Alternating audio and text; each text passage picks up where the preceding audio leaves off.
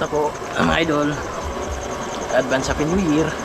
Ayan, andito tayo ngayon sa likuran ng bahay. Bali, nagluluto tayo ngayon ng crispy pata. Ayan na. At gamit po yung ating DIY na Galan de use oil. Ganito na po siya mga idol. Yung kanyang forma. Dito lang sa labas. Kasi naubusan kami ng gasol. At yung topic natin ngayon mga idol, para may update na rin tayo sa ating channel, may upload tayo. Yung ating topic, yung ating DIY, usapan natin kung tipid ba itong gamitin kaysa sa gasol or itong kahoy. Ayan. At ang una nating tanong, kung madali lang ba itong gamitin kaysa kahoy. Ito mga idol, pag kabisado nyo na yung paano siya ipaapoyin, mabilis lang. Pero mas mabilis yung gasol kasi isang ano mo lang, isang click mo lang yun. Dito kailangan mo pang lagyan ng papel, or usually yung maganda dito is yung tissue. Mabilis lang siya paapoyin. Mabilis lang siya paapoyin basta tissue or yung liquid na flame, or yung ano ba, yung halimbawa yung gasolina, yung thinner, gas, ganyan, mabilis lang. Tapos pangalawang tanong, kung safe ba itong gamitin. Ayan, yung base sa ating experience mga idol, sa isang buwan natin na paggamit nito, masasabi kong tipid siya. Lalo na kung meron po kayo mga available na gas, meron kayo sasakyan or motor, makakasave kayo. Yung ano mga idol, yung aming gasol, binili namin siya noong November 1 at naubos siya December 23.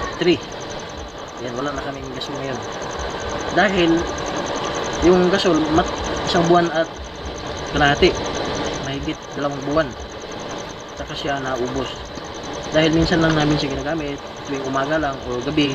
Halimbawa dito sa labas, kung sama yung panahon, kasi yung aming kusina dito mga idol, hindi pa kasi na separate ito, kaya pag umuulan na siya ng tubig.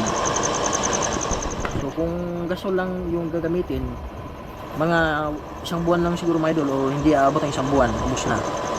So ito, binili ko itong isang container mga second week of December or first week ito. Tapos marami pa ito dito pa, kalahati pa. Meron naman akong kahoy mga idol, ginagamit ko tuwing umaga. Halimbawa, kasi single lang kasi ito, pag madalian naluto, mag-aantay ka pa at saka maluto ito. Kaya ginagawa ko, nag-aapoy ako ng kahoy, magsayang ako dito ako magsayang sa kahoy. Tapos dito yung mga prito ng itlog, yung buwan, yung mga basic ba, or fried rice, hotdog, ganyan, ito ginagamit ko.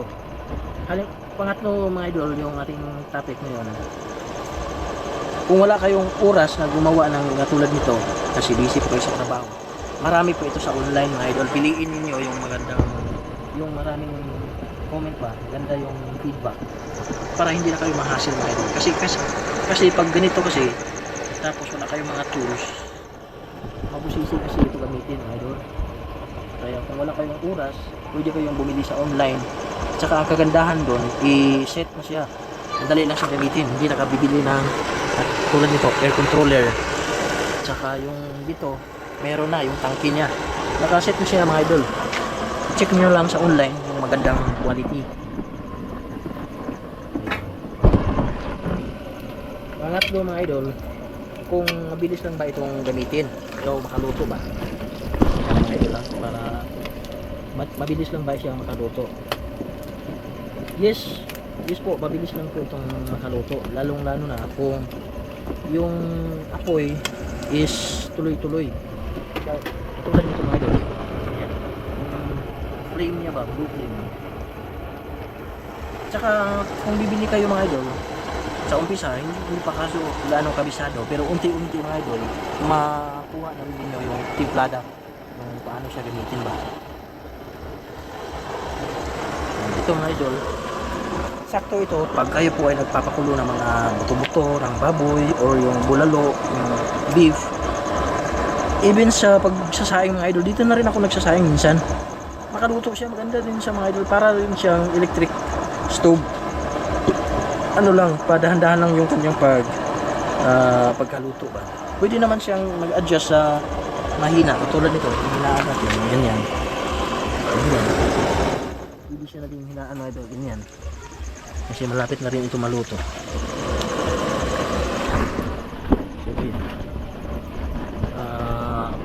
Masasabi ko talaga mga idol na tipid siya, at bukod sa ito lang ito mga idol, sinasuggest ko lang ito kung halimbawa wala kayong oras na gumawa nito, bumili na lang kayo. Marami kasi sa online. Saka kung meron po kayong mga sasakyan, advantage po sa inyo na gumamit ng ganito. Pero kung ayaw nyo ng ganito, isa sa inyo na yun. Para hindi ito yun. Then pang sunod na tanong mga idol, kung maitim ba sa kawali.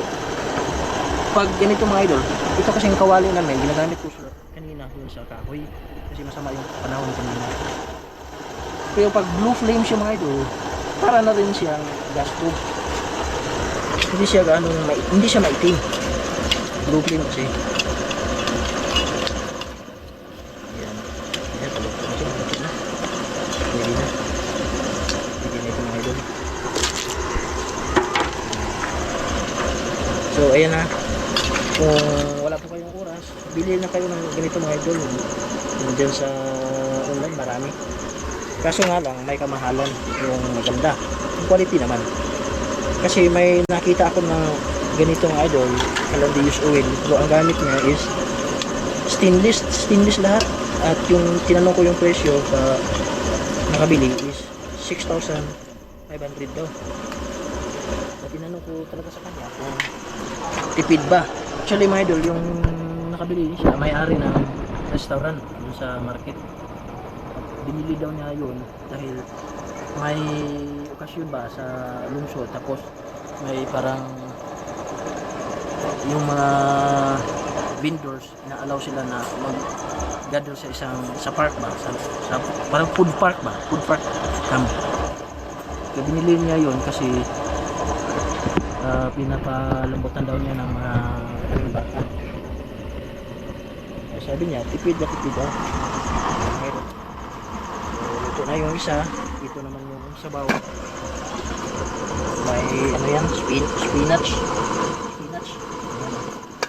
Buto-buto pa rin yan. Tulad nito. Kita ng baboy ito. Paa. So ayan mga idol ha, bali update lang ito sa ating channel. Simple lang yung aming pamumuhay dito sa aming probinsya mga idol. Ito lang yung aming kusina, yan nasa labas. Tapos yung aming bahay, yung aming kusina, yan hindi pa na lagyan ng arkuba, hindi pa na finish yung CR namin, hindi pa na ayos yung CR sana namin na bago. Yan yung septic tank. Yung dating CR namin na ginagamit ngayon, ayan lang sa labas. Tapos hindi pa napaayos yung floor, yung tiles. Tsaka yung bintana mga idol, ayan, hindi pa nalagyan ng window glass. Yung lababo namin, ayan, hindi pa na paayos kasi mahirap din manap ng pera ngayon mga idol. Ayan. At dito na lang siguro yung ating video, 11 minutes.